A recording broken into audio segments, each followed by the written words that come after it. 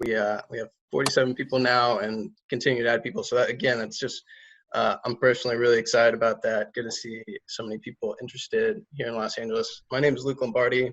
I'm a structural engineer with Thornton Tomasetti.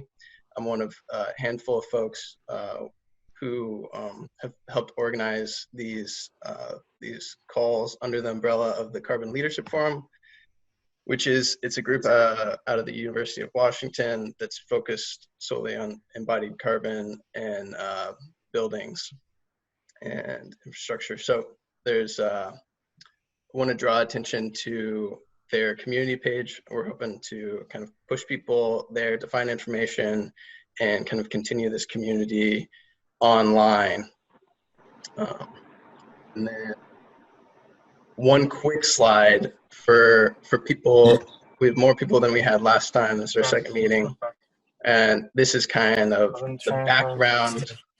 Oh, and one quick reminder to mute yourself if anyone's joined. So high level, all you need to know from the last presentation about Embodied Carbon 101. In the upper left here, this is the IPCC 2018 report, basically saying we got to limit our carbon, or our the temperature increase, average global temperature increase, to plus 1.5 degrees above industrial averages to prevent kind of really large scale global catastrophe. To do that, we need to adhere to a carbon budget. So we have a limited amount of carbon we can emit in the atmosphere. This is from Architecture 2030, showing kind of giving us a pathway to meet that target. And we're here talking because we're all involved with the building industry, and buildings play a huge role in embodied carbon, or in carbon emissions. We're a big chunk of the pie here in orange, and particularly to meet this carbon budget, a lot of these reductions need to occur in the next 30 years, and new buildings make up a huge proportion of the embodied carbon, or of the total carbon that would be emitted. So that's why we're here talking. And so we're gonna drop these links into the chat. Oops. Later. So for anyone who's interested, here's the CLF community page. And not sure how everyone heard about this today, but if you are not on our emailing list, please click the link. And with that, I'm gonna hand it over to Kathleen, who works at Buro Happold, who's a sustainability consultant, to introduce two of her colleagues who are gonna talk to us today. Kathleen, would you like to give a quick intro for Sara and Erik? Yeah, Sara and Erik are two of my most favorite colleagues and two of my most favorite people. Definitely big honor to work alongside them. Sara is a sustainability engineer with a background in architectural engineering, and she's super passionate about everything from embodied carbon, the circularity, to sustainable, how we deal with waste sustainably.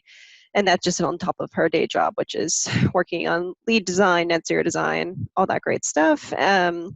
Erik is an architect working at the intersection of computation design and engineering.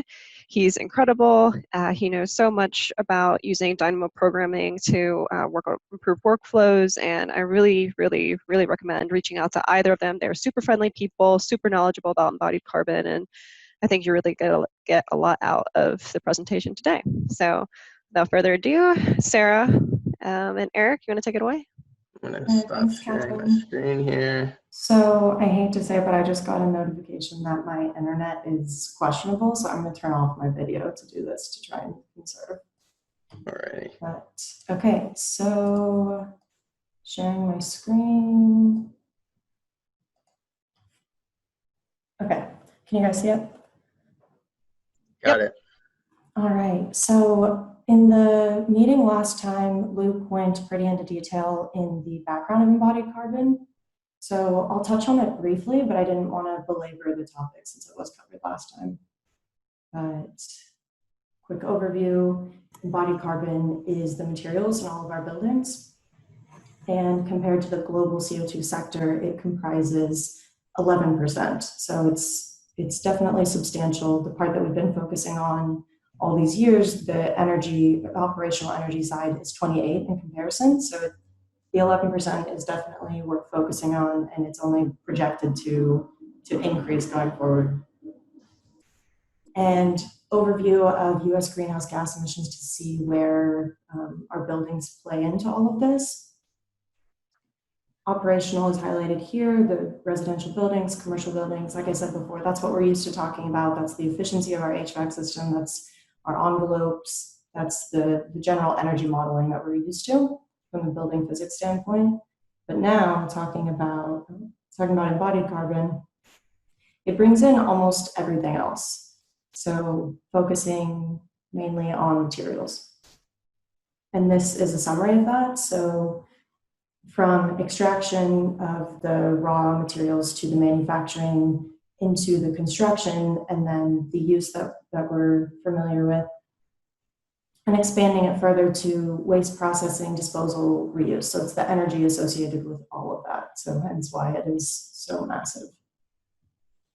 But it's also important to understand that as a material progresses through this life cycle, there are underlying negative health impacts as well, more than just the embodied carbon. So that the point here being that there's a lot more for us to do than just to address embodied carbon, but for the purposes of this presentation, we're focusing on the embodied. So why are we talking about embodied carbon now? If we look back in the 1980s, operational energy just took such a bigger piece of the pie compared to embodied carbon that embodied carbon was neglected pretty heavily. But then as we've been progressing through the present and projected into 2030, because we have grown so knowledgeable and progressive on the energy efficiency side of things, embodied carbon is beginning to take a bigger piece of the energy and carbon pie overall. So now is the time to start changing that trajectory the way we have with operational. So when we start down this discussion of embodied carbon, a key thing to know and understand is environmental product declarations. If this is the first time you're hearing about it, it certainly won't be the last. I've been hearing this more and more and more, almost exponentially. So environmental product declarations, it's this nutrition label looking thing that basically is a third-party analysis of any product that says the environmental impact of the production and manufacturing of that product. So there's a number of categories that the impact is measured on, one of which is embodied carbon. It's shown here as global warming potential, but that's the same thing in this scenario. So it's always in terms of kilograms of CO2 equivalent. That's thankfully the universally decided unit, and that's what we'll always speak in terms of. And then that's not to say that the other components aren't important. Ozone depletion potential, acidification, eutrophication, also all worth mentioning and working on, but again, we're focusing on carbon right now. So another reason that we are focusing on carbon right now is because that's what the national landscape is doing. We're seeing a lot of policies and legislation come up around this, which is awesome. So Marin County, for example, now has a low carbon concrete code.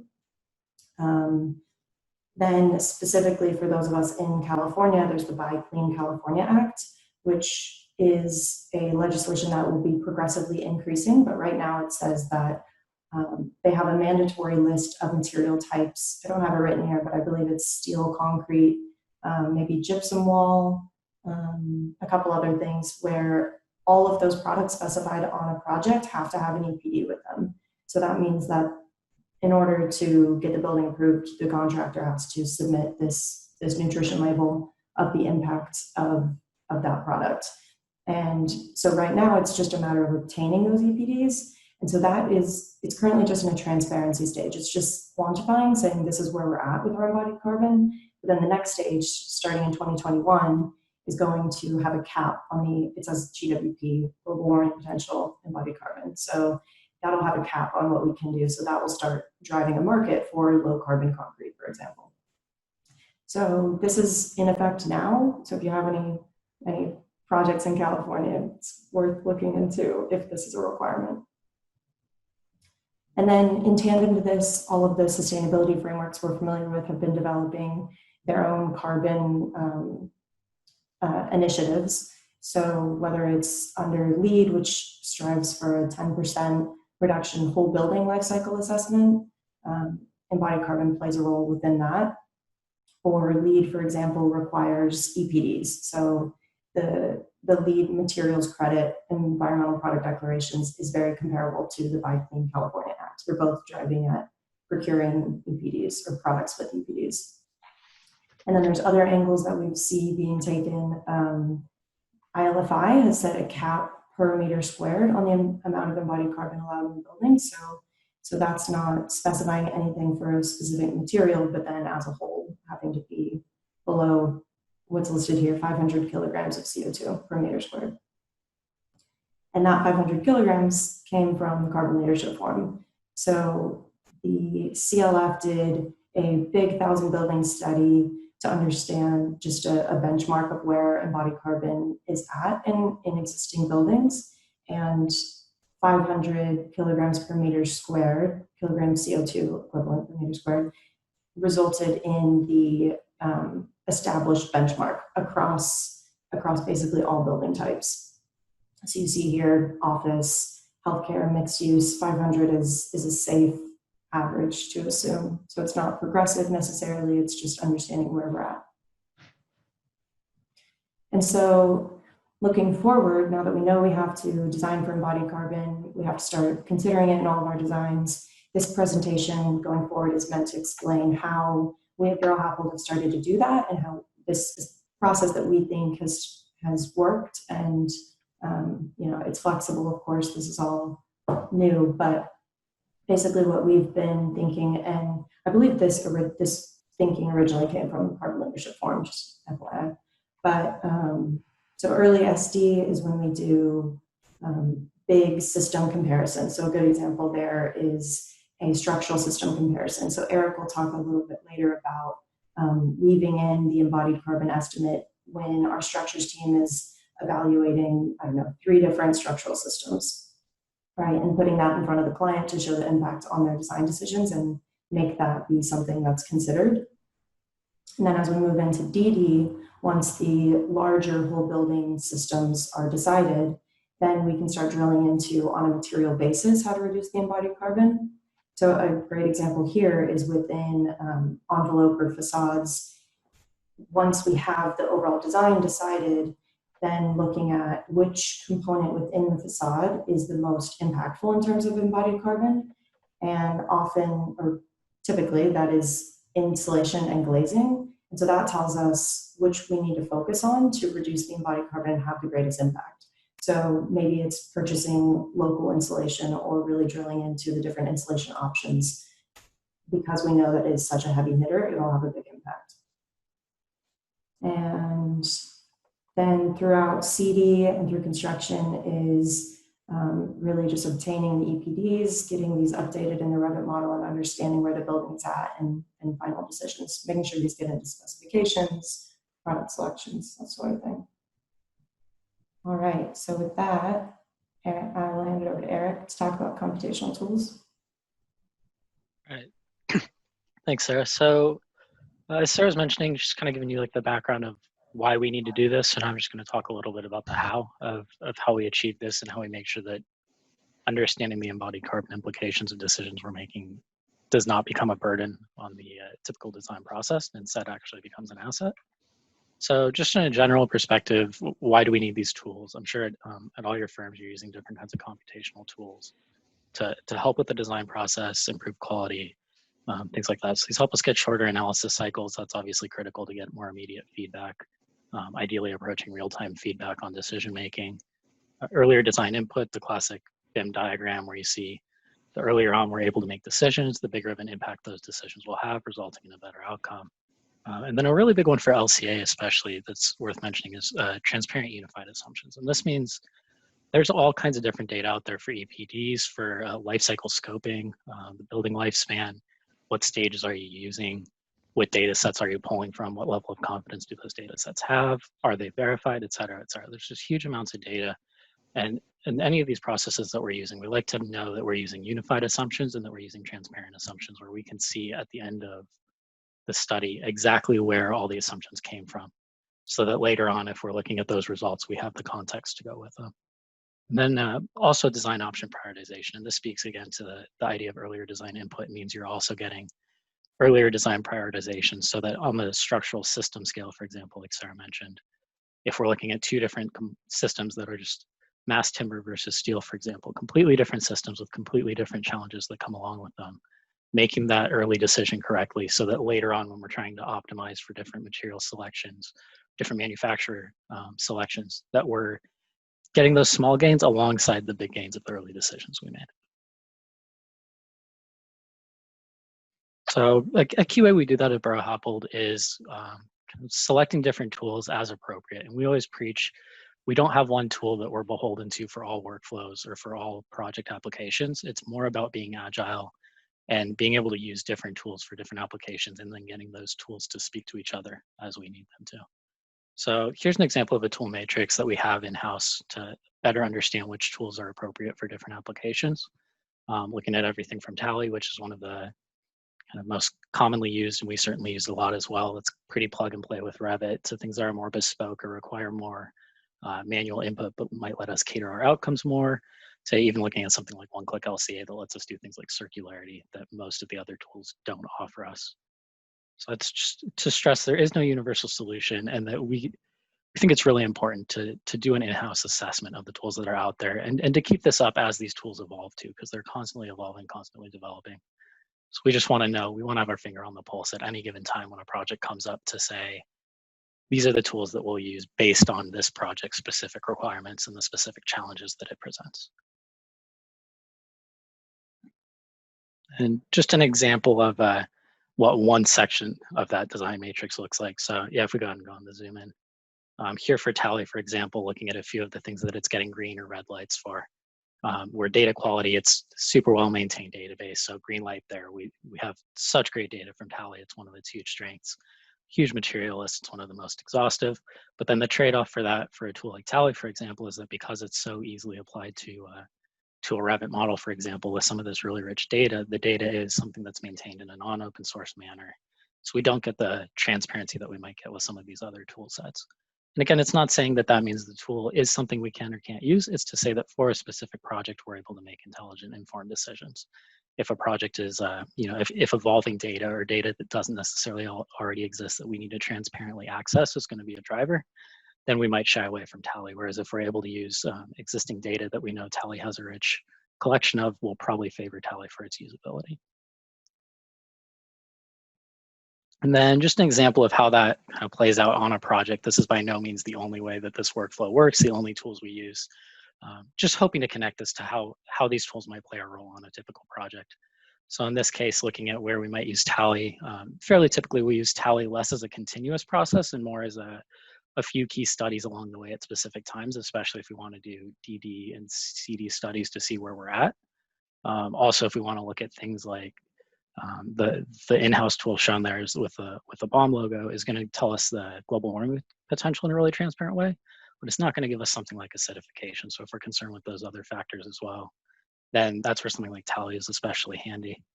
So you see in this case using the in-house BHoM tool continuously for early stages, which I'll go into some detail on in a few slides. But using that as a kind of iterative real-time feedback process as we're looking at different schematic design options. Then using Tally as a way to also assess that once we have maybe a complete Revit model that we can get those more accurate results out of. From there, continuing to use BHoM for assessment to compare to our earlier schemes. And then back to Tally for 100 CD final assessment. And then one-click LCA in this case, a project that has concerns for things like circularity that go beyond the scope of Tally and the BHoM in-house tool. One-click LCA gives us really good options for things like that, circularity and getting into other things that are beyond just take a model, get all the materials and say, here's my global warming potential, here's my acidification. And then even getting into tools like AutoCase, which in this example isn't shown, but if we want to look at things like triple bottom line costing, again, it's one of the few tools that gives us that option. And by getting these tools to speak to each other and getting the same information, the same main model source to speak to these different tools, we're able to get like assessments for all the critical information that we need over the life of a project. Eric, real quick, could Yeah. you elaborate a little bit on what do you mean when you say circularity and also things maybe like triple bottom line, just a little more background? Definitely. So I think Sarah's going to touch on it a bit more after these tool slides, so I won't get too far into it, but just in terms of circularity is looking at how much can we really reuse the products. So like doing things like design for deconstruction, where once the building's lived its life, we're actually able to recycle the products within it. You know, you can say concrete's recyclable, for example, but depending on your connection design and how the building's really built, how recyclable is it? Same could be said for steel. So looking at how components really can deconstruct and then what their lifespan really looks like. So once you've deconstructed, do they really go into a building, or do they just become pulp that's put into new materials at like a 50% recycling rate? So getting into those details. And then triple bottom line costing is something super exciting that I personally think is like, it's the easiest way to get client buy-in, because we're always worrying about things like how do we get the client to really care about these things? Triple bottom line costing is looking at assigning rigorous study-backed economic values to things like providing views in a building, for example, so that then you're able to say each of these design decisions has an effective societal benefit in terms of dollars, which in a way, we don't want to always make things about dollars, but a lot of the clients we work for, if we're able to tell them that an embodied carbon benefit comes with a financial benefit, we're more likely to get buy-in for the decision that we know we need to make. So it's an effective way to do that, is just assigning cost to things beyond what typically has a specific cost. And then just to briefly touch on the in-house tool that I mentioned, this is the BHoM. It's open source. I highly encourage all of you to check it out. BHoM.xyz is where the splash page for it lives, and then we have from there you can get the installer. You can also click through to GitHub, look at all the code. Like I said, it's open source, so the code's all there for you. And that includes the lifecycle assessment toolkit, which I'll be talking about here. So it's just our approach to how we do code development at Buro Happold. This is something that's collaborative. It's open source. We work with AEC collaborators. We have external contributors. We have kind of a standardized definition of different objects that we use within the AEC industry, and then a bunch of different ways of sending those common objects between different platforms, different programs, and then also doing different methods with those objects to either manipulate them or query critical information out of them. So this is the kind of foundational platform of all of our computational development at Buro Happold that makes sure that we're all building on each other's work rather than creating siloed bits of computational processes that kind of get applied once and then forgotten or kept in a corner. This is very centralized. Everyone in BH is welcome and encouraged to contribute to it, and everyone outside BH we work with is also encouraged to contribute to it. And how that implements into the workflow I've described here with the real-time LCA analysis, for example, we're able to pull from different model locations. So not just being beholden to a Revit model in this case. It could be a Revit model, it could be Rhino, it could be any analysis package that we support. So it could come from SAP 2000, for example, it could come from Robot, could even come from something like IAS if we have an environmental analysis. Like maybe we have a preliminary shoebox study with different constructions that we want to analyze, and we can also understand the embodied carbon implications of those. So the workflow is you pull those into the BHoM in this common object definition. You assign EPDs based on different data sets, such as the Quartz data set, which isn't technically an EPD, but is a very generic one. We don't recommend that one because it's no longer as maintained. EC3 is one of the main data sets we do find ourselves using. And then the ICE data set from Bath overseas is used quite a bit in Europe as well, so that we have access to all these different data sets. We're not just held to a data set that a package is just forcing us to use, which we've found really critical for a lot of our workflows. Different projects, we have different data sets we actually have to use based on the client's demands. So we need that flexibility. And once we've done that using just the kind of simple calculation that it boils down to, which is either a volume, a mass, or a length times a global warming potential factor, gives us the total value based on the design we're working with. And then using that, we can also compare to baseline, so we understand if our design currently is better or worse than what we would expect it to be. And I think the baseline comparison thing's critical too, because we're at a point right now where there's not an innate understanding of what a good or bad value is for embodied carbon. So we're trying to give as much context to these values as possible to let people kind of make informed decisions, but also understand what the number they're looking at really means with good context. then here's just showing an animation of an example of this workflow for, in this case, a Rhino model during SD if you're looking at different options. So just demonstrating as you're changing materiality, bringing in the different EPDs that correlate with them. In this case, this is live linked to the EC3 carbon query database, which is the EPD database that EC3 is using. So live linked with that, grabbing these values that are shown here. So getting the respective value for the EPD that's been specified, multiplying by that critical volume, and then in real-time dashboarding that the global warming potential as a result, which we found quite handy for early on having conversations with the design team and with clients to say, you know, here's how these decisions really are affecting these totals and this information. So definitely a critical tool that we find like it's an essential part of our toolbox alongside things like Tally and OneClick and all the others. And here's just a few examples of outputs from that. In this case, looking at a few different options and showing how we're able to easily visualize the breakdown of those values. And as you could imagine here, looking at 4 columns versus 3, then make a design decision based off those outputs. So I see a few questions popping up. Are we going to do all the questions at the end? I just want to make sure the questions aren't forgotten about. Yeah, we can do them at the end, or we can do them now. It's whatever you guys prefer. Let's do them at the end, then. That's fine. I just wanted to make sure they were going to get picked up. For sure. All right, great. I will hand it back to Sara then to talk about considerations for architects. Great, thanks, Erik. So yeah, the next few sections are specific to what this means for each discipline. So starting with architects, and then structural engineers, MEP engineers, and contractors. So because the presentation that we are in right now, we'll be focusing most of the time on the structural engineering component, but happy to talk about any of the others at any point if anyone else is interested. So going up a little bit into the architecture side first, can we ask the question, do we really even need a building to begin with? Because the most sustainable building is one that's ever built, right? So this was a fun study that we got to do for a client that was considering whether to renovate or build new. And so we decided to layer in this embodied carbon study and put the number in front of them of what they would be saving by choosing the renovation, which was 11 million kilograms of carbon. And this is when we utilized our friends AutoCase, who Erik mentioned earlier. They're a triple bottom line analysis economics firm. And so they help us to quantify what these different sustainability measures mean in terms of societal and environmental impact. So this 11 million kilograms of carbon dioxide we gave to them, and based on a number of studies that they can cite, they translate that to 14,000, or that translates to the equivalent of the carbon that would be sequestered by 14,500 acres of forest in a year. That's also available on EPA website. And then AutoCase provided the social benefit, which is quantified as 700,000, basically, of that carbon not emitted. So this was a great thing to be able to put in front of the client and make more apparent what the 11 million kilograms of carbon means.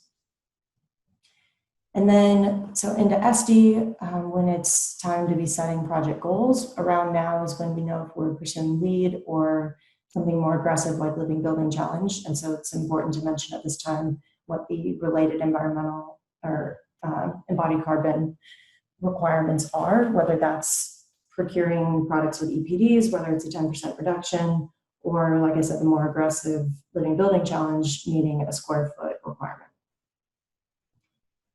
Other tangent project goals that support low embodied carbon design.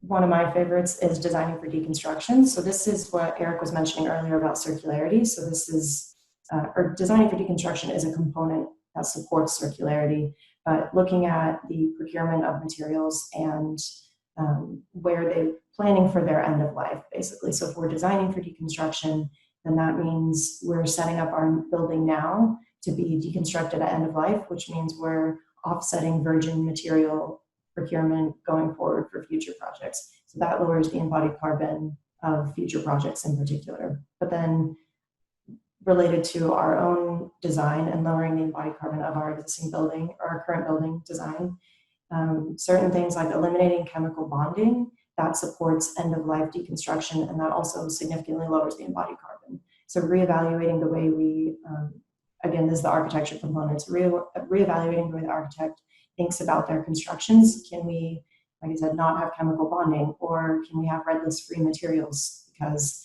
they are less hazardous and lower embodied carbon? Simplifying the finishes, less material in the project, overall low embodied carbon. So the point of this was that they support each other, these project goals. And then as we progress into DD with material selections, now is the time when EPDs should start being evaluated and taken into considerations. So this is the tool that Erik mentioned earlier called EC3. It came up just last year. It's really great. It's a database of all the EPDs that exist out there. And this screenshot is actually very outdated because they're constantly updating the database. It's constantly growing. So you see this number here, 22,303. That was the amount of EPDs that existed for concrete only at the time that I grabbed this screenshot, but I'm sure it's exponentially grown since then. So the point is that EPDs are really not that hard to obtain anymore. And as we're doing these material selections, something that we've been getting more involved with is layering in the healthy materials component too. So there are even more tools that are free and have databases of this out there, such as Mindful Materials. So this quick study we did was a comparison across a number of common installations, what the embodied carbon is. So that's the gray bar you see, right? So the first finding from this was that without doing this quick study in EC3 of comparing the embodied carbon, we could have accidentally chosen something, this second from the bottom, that was 10x that of all the others. And so when you add that up throughout the whole building, obviously that is a lot of embodied carbon that was just accidentally released with this selection. And then the healthy materials component I mentioned that we layered in was through Mindful Materials. And so they'll identify which products, for example, are redless free. So proven to not have any toxic materials going in the ingredients. And the last finding was with this was that you see third from the top is redless free. So it's higher embodied carbon than the one just below it. But maybe this is a point where we decide to take a slight hit on embodied carbon because we know we're choosing a healthy material selection, as an example. Okay, so now going into structural engineering. This is obviously the big one. This is what we always talk about when we talk about embodied carbon is concrete, right? For every ton of cement produced, nearly a ton of CO2 is emitted. And I mentioned earlier the whole building modeling, so the structural system comparisons. At this stage is when we use what we call an industry-wide EPD. So that is just generally what is the embodied carbon of concrete versus steel, right? So this is the structural system comparisons. And even at this level, the industry-wide, it can tie into the Revit model and do these, we can automate these calculations. And so examples of structural systems that are impactful, these are two Buro Happold projects. The one on the left is using a void slab. So what that means is that all of the areas in a concrete slab that aren't needed for strength requirements were instead replaced with this recycled kayak material that was molded into these spheres to just take up a void, which means a lot less concrete, a lot less cement, a lot less embodied carbon. And it also meant that the slab was a lot lighter. And so the columns and all of the structure below this slab level were a lot smaller and the foundations were smaller. And so it had a huge ripple effect on saving embodied carbon. Then the other example here is a mass timber roof. So, you know, mass timber as much as we can, really. And so after we have decided the broad structural systems, towards the end of SD, maybe early DD is when, like I mentioned earlier, we can start looking into at a system, within the system, which material is the heaviest hitter in terms of embodied carbon. And so this was a facade study that we did, or a whole building study that we did. But what I find interesting about this is the carbon intensity chart on the right. So you can see that even though concrete and steel took up the biggest volume, which is shown by the pie, the interesting finding was that glazing being represented as the black section was the most impactful. So on a per unit basis, glazing had a way worse embodied carbon impact than the concrete, but we typically talk about concrete because it is just the biggest volume, right? So then DD, when material selections are happening, this is when we switch from what I said earlier about an industry specific or an industry-wide EPD to a product specific. So this is again when EC3 comes in really handy because they have the database of EPDs for all of these products to a product specific, manufacturer specific level. So that is when we start to see, like I showed that insulation comparison. That's when we start to see the differences within similar products. And EC3 is also cool because this ties back to that study that I mentioned in the very beginning by the Carbon Leadership Forum, where they studied 1,000 buildings. So more than just a total amount of embodied carbon estimate they took, but they also drilled into a material by material basis. So we have a really great baseline for every material. And so that's what EC3 weaves in with this nice Sankey diagram you see here is they show the potential reduction compared to what you selected. So for example, if you look at any of these vertical bars, you see the weird V-shaped dotted area. That's to show that's the reduction potential compared to other alternatives. So it's a quick way to see how am I doing? You know, should we push harder on this, or are we getting pretty progressive compared to the industry? And then along with DD, looking more conceptually into reduction strategies. So how do we actually achieve these reductions? You know, everyone likes to jump straight to fly ash, but something that I kind of want to caveat is that specifically if we're in a California location such as California, there are no coal plants right nearby. And we know fly ash is a byproduct of coal. So that means that probably, so the coal plants are shown in this graphic with the black dots. So you'll see that there are some scattered throughout the US, but primarily they're on the East Coast. So if we're speccing fly ash, if we're putting fly ash, 40% or whatever in our specifications, it's probably coming from the East Coast. And that means that there's a carbon impact of transporting that to the project site. So is it really a benefit? I don't know. But then there's other options for SCMs, supplementary cementitious materials, like silica fumes, slag, and those also, if they're not coming from the East Coast, they're often coming from China. So again, with the carbon comparison question. So that's not to say that we should stop using SCMs and just stick with cement. By no means is that what I'm trying to say, but it just brings up the point that we should communicate with our concrete suppliers. Firstly, see if they can even procure fly ash. It's come up on a number of times for us recently where it's not easy to procure, right? And so then that points to what other carbon reduction strategies can we look at. And a big one is recycled water. I toured National recently and learned that 60% of their water is recycled. And that's not necessarily because of environmental reasons, but it is happening, so that's great. And, is the ready mix facility powered by renewables, or where are they getting their aggregates? And at a minimum, we should be asking them for environmental product declarations. So also by National, this graphic down here at the bottom, they have an EPD generator website where for every mix that the general contractor purchases, they can generate an EPD. So the industry really is going towards this, and it's our responsibility to be pushing for it and using it and asking for it, because if National's already done it, it's only a matter of time until the others follow suit, and we can help encourage that. Oh, and that's my point of this slide was advocacy. We need to be asking for environmental product declarations, not just for concrete, but for this whole list you see here of bullet points. We need all of our building materials to have EPDs.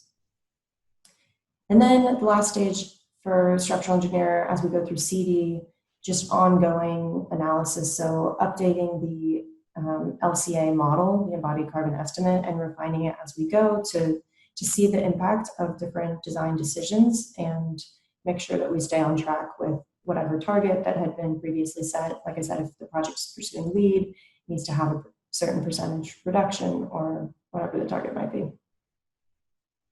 Okay, and then the next few sections, like I said, I'm going to go through quickly, but they are important to not neglect. So considerations for MEP engineers.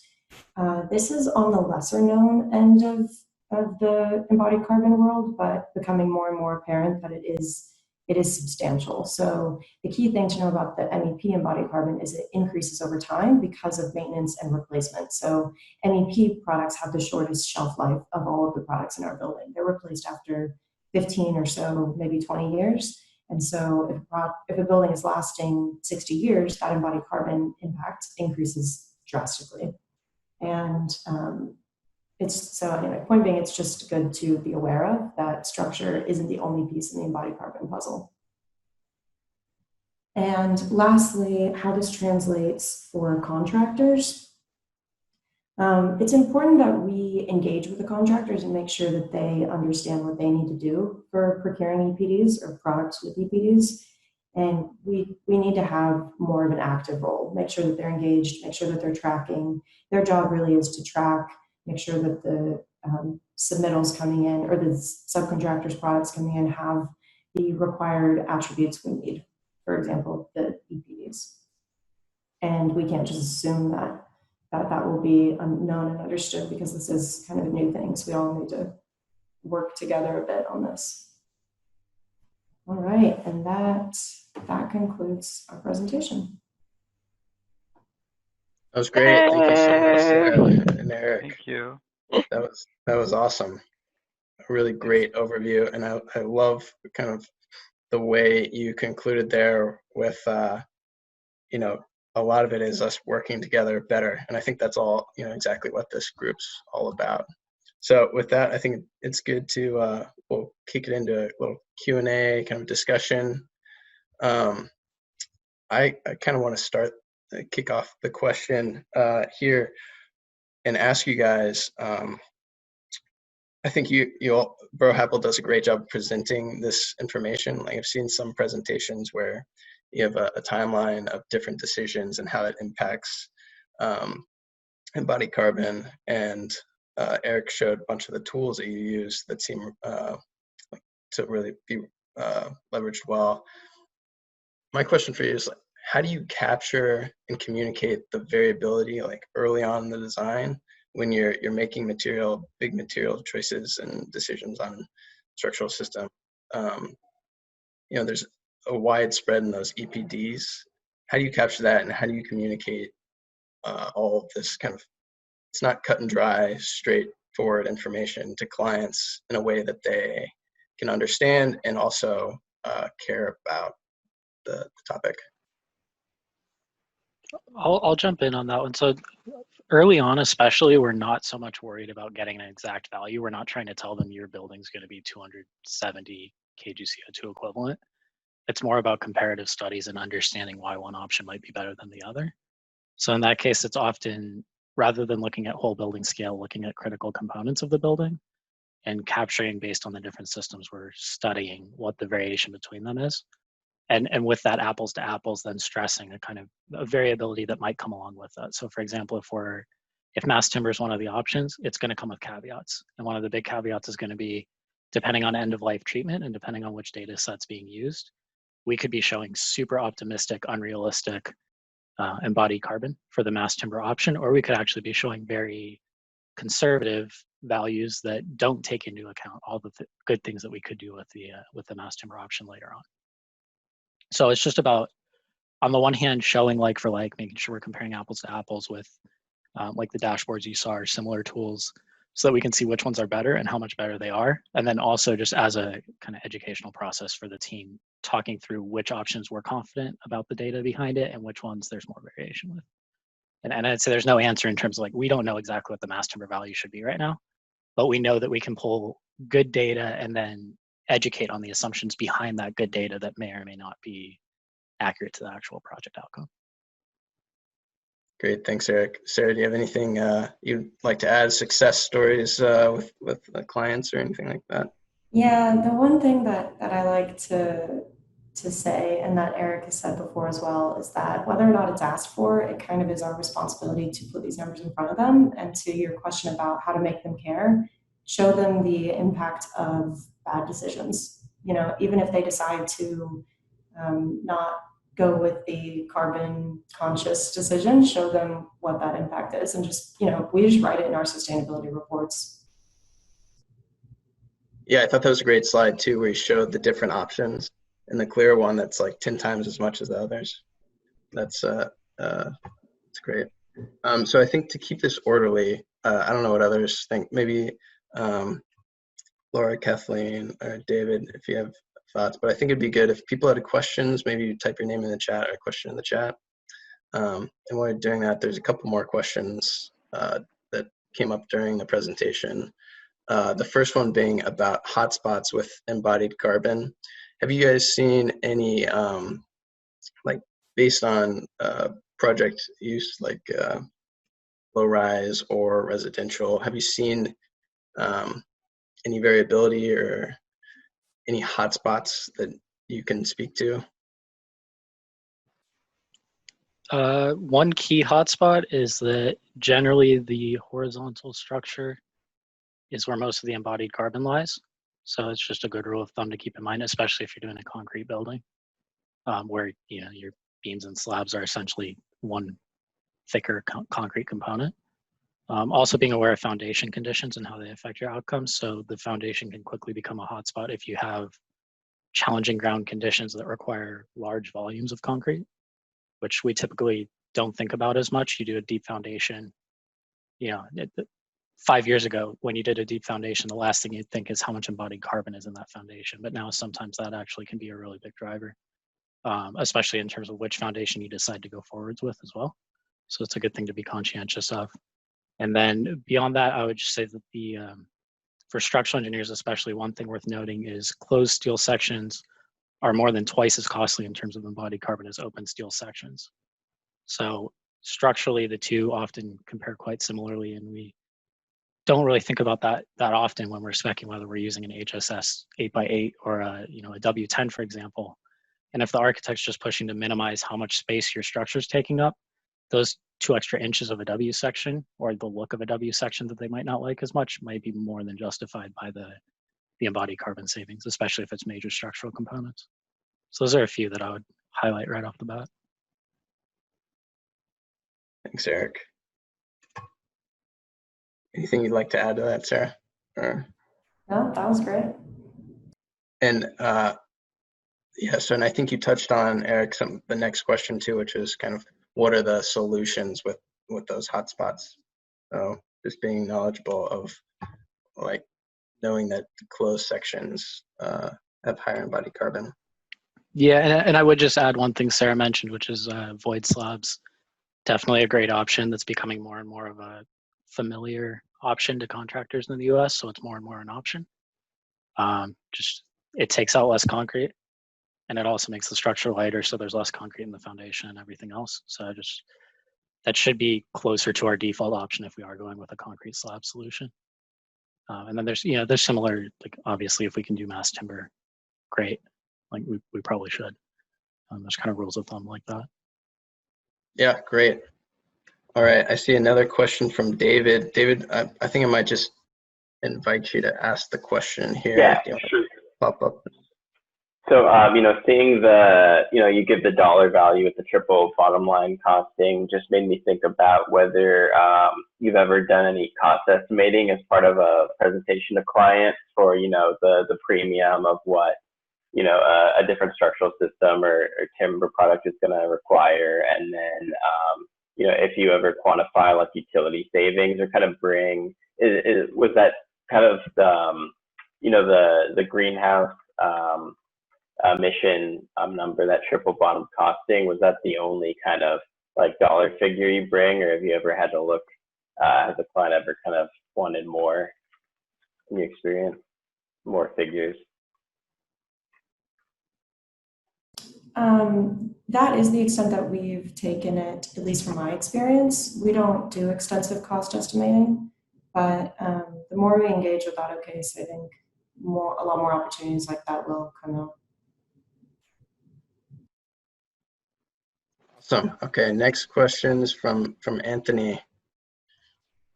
Thanks.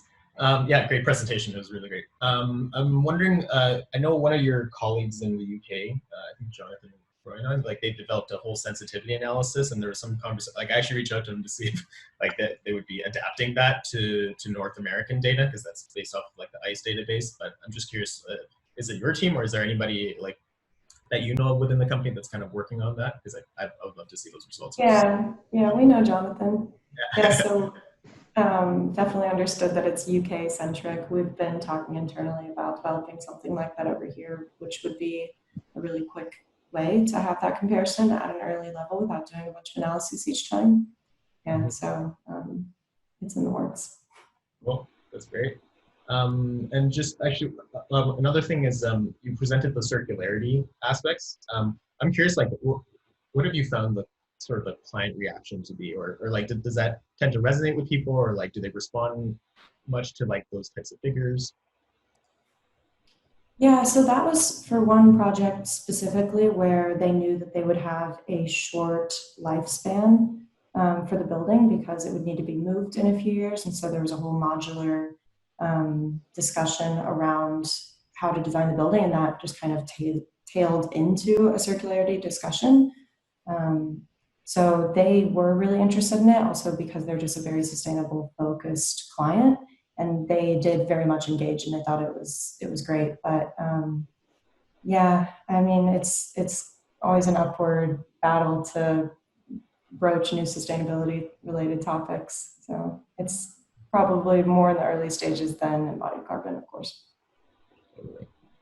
Actually, just one last thing is you showed an insulation comparison. I'm not sure if you've looked into like the XPS data, but just like you were talking about the differences in the data sources, and one of the things that I've noticed is actually the three main whole building LCA tools, Tally, Athena, and OneClick, they actually underestimated those emissions quite significantly compared to the actual EPD from like Owens Corning or Dow, like by about 10x. So it's actually a really big factor. So when I kind of adjust for that, if you actually go on EC3, you can see like the highest impact insulation, XPS and the spray foam is like orders of magnitude higher than what the values that you might see in those tools. So it's just something to kind of keep in mind. Like when I did an analysis, my numbers went from like something like 520 kilograms of CO2 per meter squared for the whole building, and just adjusting for the XPS went up to like 970, just because of like 8 inches of XPS plus 12 inches on the roof.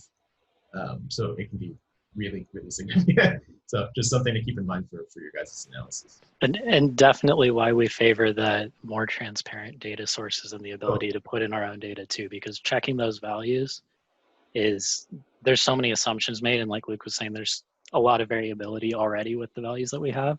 Mm-hmm. So we want the transparency of knowing where the source came from and where the data has been vetted, and that if there is something wrong with it, we can very clearly identify it. And yeah, and I think we don't want to do that blindly. That's yeah, sure. Totally. And they're going to come out with new insulation by the end of this year. So actually, depending on which U.S. states you're in, you might have some regulation that will require that kind of phasing that out. But it's just something to keep in mind about the blowing agents in those insulation. They can be, it's a big deal.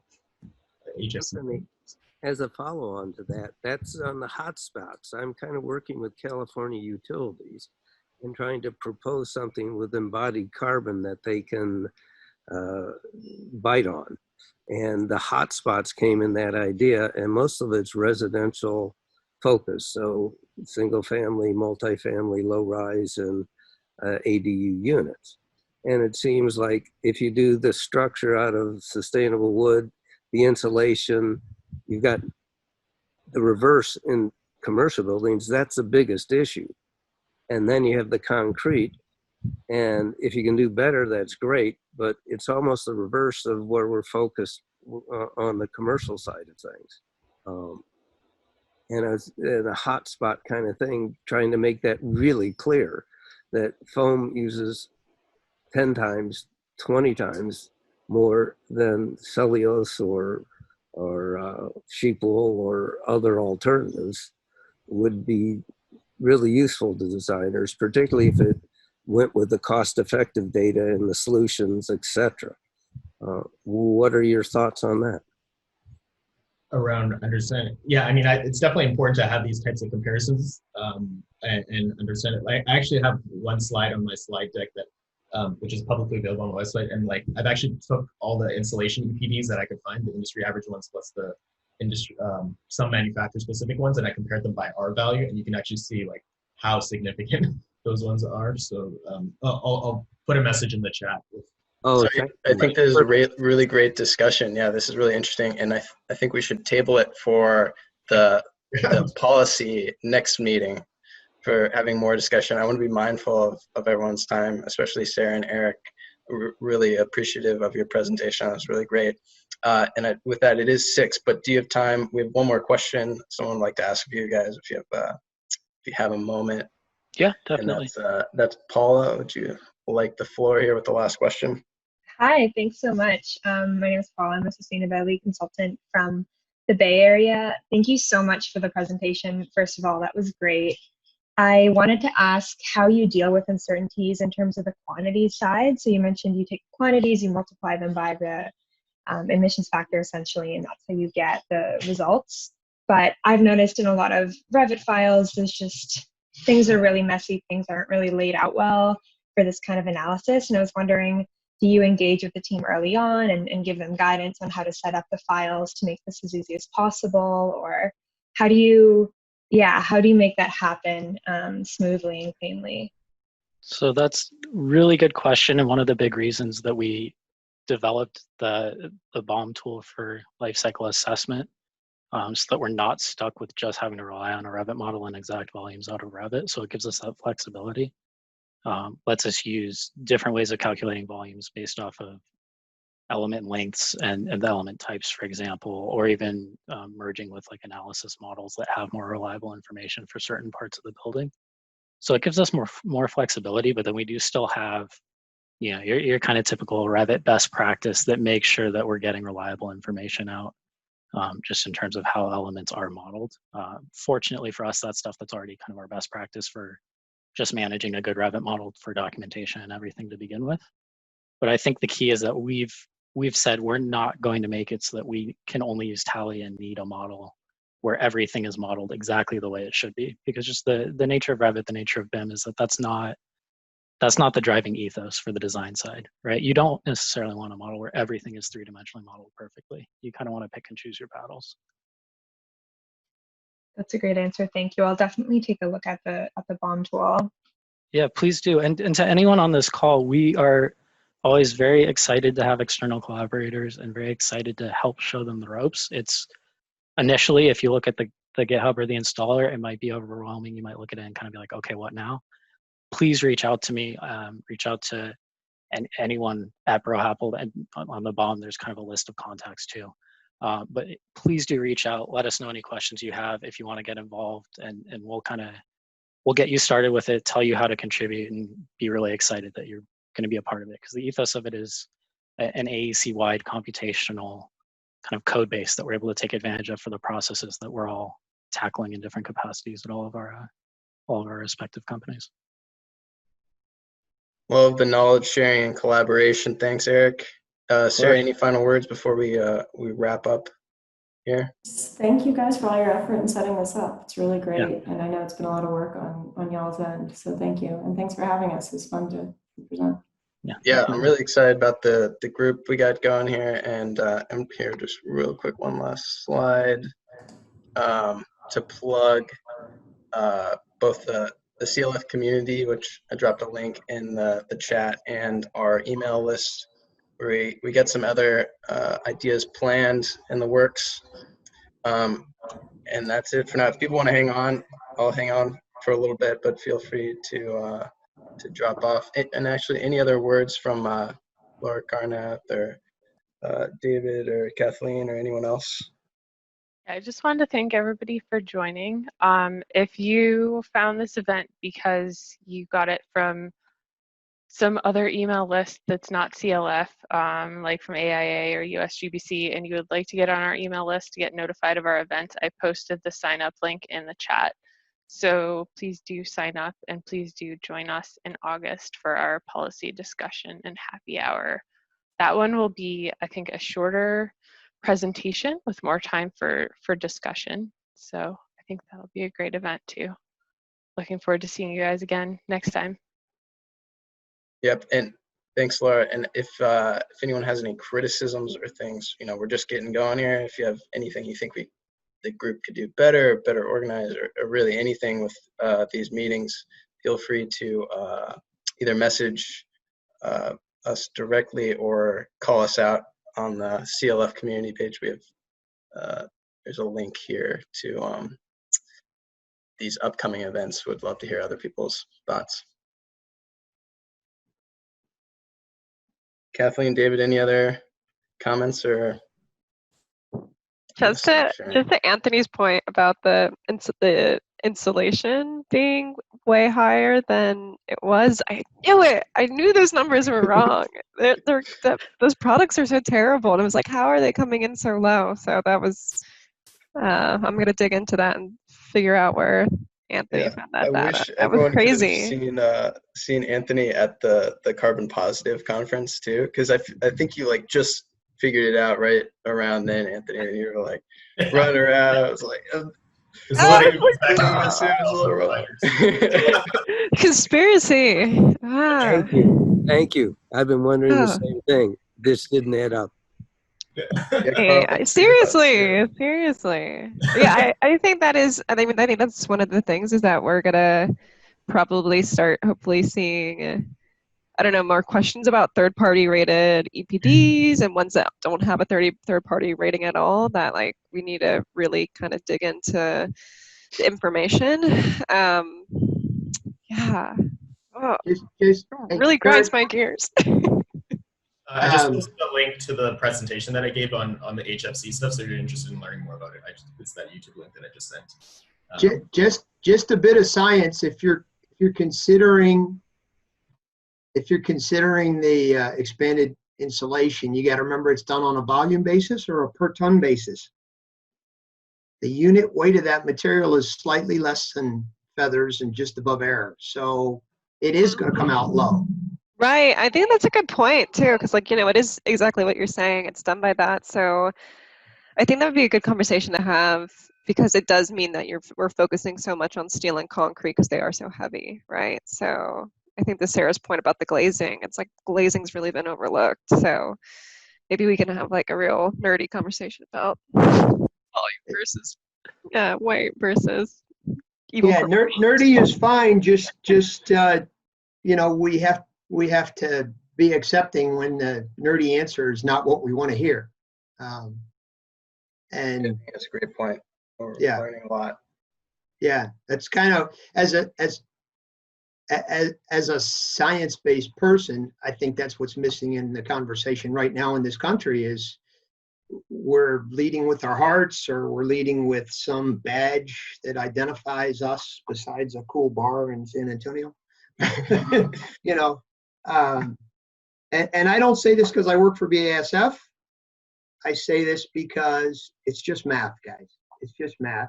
And there's a lot of good reasons to use expanded polystyrene sometimes, and there's a lot of good reasons to use rock wool other times.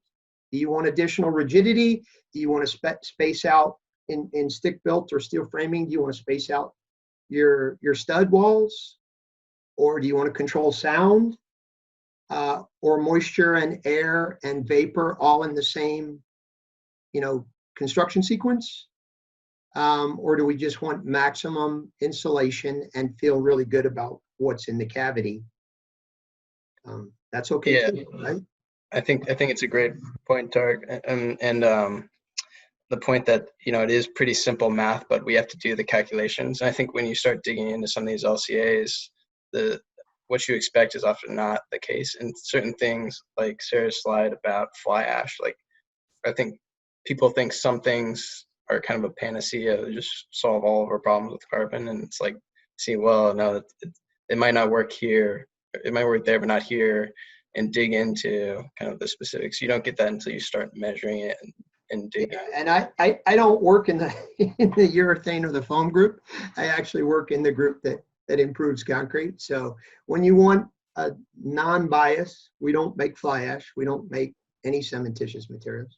We do third-party sell silica fume, but that's not a solution, a big-time solution. That's a really high-performance specialty product, seawall or 15,000 PSI or something like that. When you want a conversation about alternatives to cement, give a holler and I'll walk you through it. That's great. a great segue into, I did post our email address in the chat, carbonleadershipforum.la@gmail.com. So anyone who has some expertise on a specific area of carbon reduction, like Tarek, please email us. We would love to set up a presentation, and I'm sure everyone here would love to see that presentation. How do we save the chat if we're not the organizer? We can save it. And we can make all this stuff online A somewhere. lot of good information flying here, and I'm not sure I can keep up with it all. We can create a post on the Carbon Leadership Forum online community and send a link out to it from our email group. So if you're not on the email list, sign up. I will follow up. I think I am, because that's why I'm here. Or I could be here because Luke invited me, or because Jill invited me. I don't remember. We'll post something with the relevant links from the chat on the online community, and we'll send everybody a link to the post via the email list. Perfect. Thanks for your help. Great Nice idea, job. Laura. Nice job, guys. You presented, Erik and Sara presented information in a, you know, if you're not knee deep into this and you're not a well-being or living building challenge guru, or, you know, I was a lead once upon a time, but I find very few people wanting to spend that kind of money. So it's been less important. So I wouldn't say I'm a lay person. I would say I'm informed. You guys did a great job. Very thorough explanation in a short period of time of complicated ideas. I appreciate that. Yeah, I second that. That was great. Really informative. Yeah, that's great. Thanks a lot. Thank you. Yeah, thanks for having us, guys. It's really exciting. Yeah, I can, as a 60-year-old, I feel like the profession is in good hands. Oh. That's encouraging. All right. Have a good night. Right. See you, Thanks, Tarek. everyone. See you, Anthony.